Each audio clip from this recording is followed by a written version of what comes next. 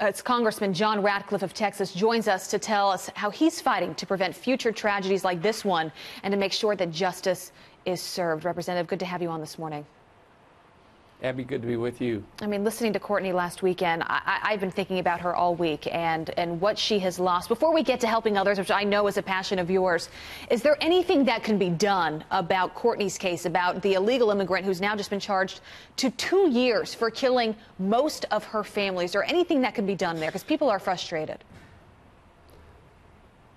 Abby, my worst days as a prosecutor before coming to Congress was having to stand with crime victims and hear the stories from that perspective. One of my worst days as a member of Congress was the first meeting that I had with Courtney Hacking, hearing that story and knowing that it could have been prevented. So we really do need to focus on enforcing the immigration laws that are on the books. And so I worked closely with the Hacking family and with law enforcement officials to make sure that he got the maximum punishment, Mr. Quintero, under the law.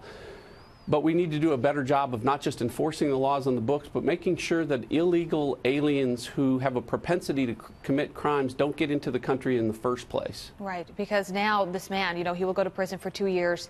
And then he's living free. And, Courtney's life will never be the same. You've seen the photos, her adorable 4-year-old son, a 4-year-old daughter, and 22-month-old son, her husband. They're gone forever. You've gotten to know Courtney personally, and she's fighting hard, passionately, trying to make these changes. What have you learned from her and her story?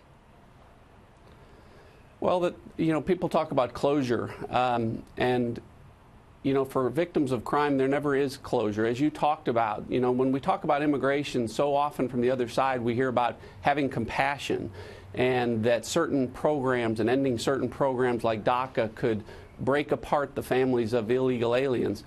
There's no one in any of those programs, there's no child that's in the DACA program that will have a worse outcome than Ellie Hacking or Grayson Hacking or the Hacking family.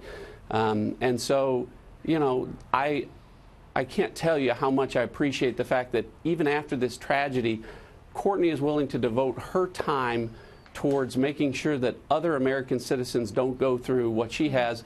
And the good news is we finally have someone living at 1600 Pennsylvania Avenue who shares that frustration and concern and is willing to work with Congress to prevent these types of tragedies from happening. So quickly, I'll ask you just again, is there any way to change that mandatory sentencing of 2 years? Is there any way to walk that back and to give him a greater sentence?